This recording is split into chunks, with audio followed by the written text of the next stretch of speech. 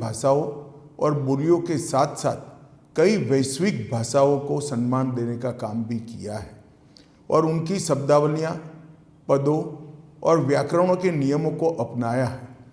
हिंदी भाषा ने स्वतंत्रता आंदोलन के मुश्किल दिनों में देश को एक सूत्र में बांधने का अभूतपूर्व काम किया। इसने अनेक भाषाओं और बोलियों में बटे देश में एकता की भावना स्थापित की।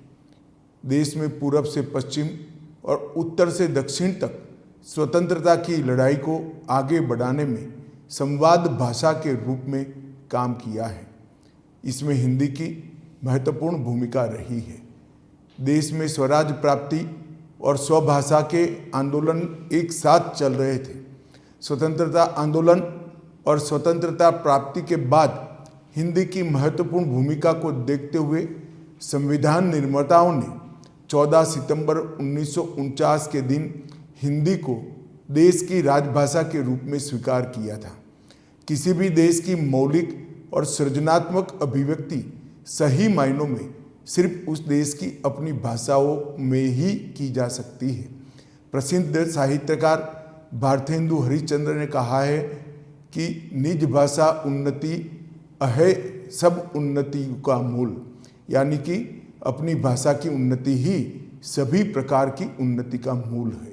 हमारी सभी भारतीय भाषाएं और बोलियां हमारी सांस्कृतिक धरोहर है, जिन्हें हमें एक साथ लेकर चलना है। हिंदी की किसी भी भारतीय भाषा से न कभी स्पर्धा थी और न कभी हो सकती है। हमारी सभी भाषाओं को सशक्त करने से ही एक सशक्त राष्ट्र का निर्माण होगा। मुझे विश्वास है कि हिंदी सभी स्थानीय भाषाओं को सशक्त बनाने का माध्यम बनेगी। माननीय प्रधानमंत्री नरेंद्र मोदी जी के नेतृत्व में भारतीय भाषाओं को राष्ट्रीय से अंतर्राष्ट्रीय मंच तक उचित सम्मान मिला है। गृह मंत्रालय का राजभाषा विभाग निरंतर प्रयत्नशील है कि सहज समान मीठी भारतीय भाषाओं को आधुनिक तकनीक के माध्यम से सार्वजनिक प्रशासन, शिक्षा और वैज्ञानिक प्रयोग के अनुकूल उपयोगी बनाई जा सके। माननीय प्रधानमंत्री जी के मार्गदर्शन में सरकार और जनता के बीच भारतीय भाषाओं में संवाद स्थापित कर जन कल्याणकारी योजनाओं को प्रभावी तौर पर लागू किया जा रहा है।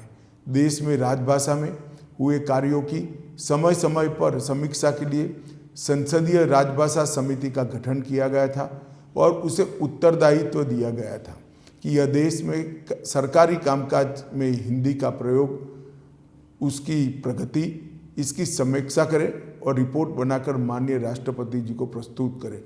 मुझे यह बताते हुए खुशी हो रही है कि माननीय राष्ट्रपति जी को इस रिपोर्ट का 12वां खंड प्रस्तुत किया जा चुका है।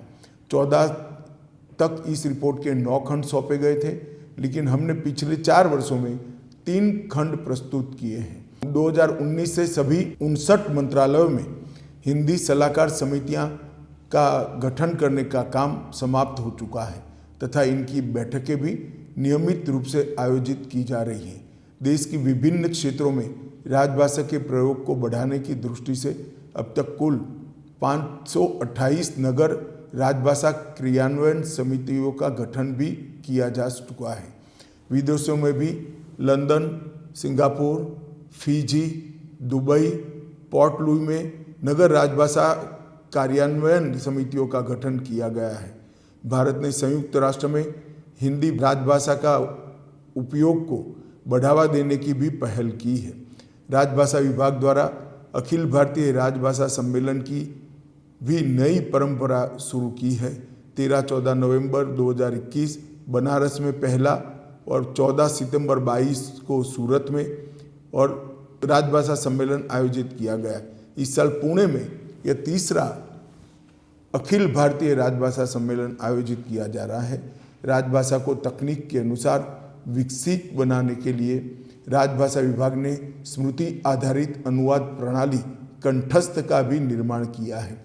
राजभाषा विभाग ने एक नई पहल करते हुए हिंदी शब्द सिंधु शब्दकोश का भी निर्माण किया है।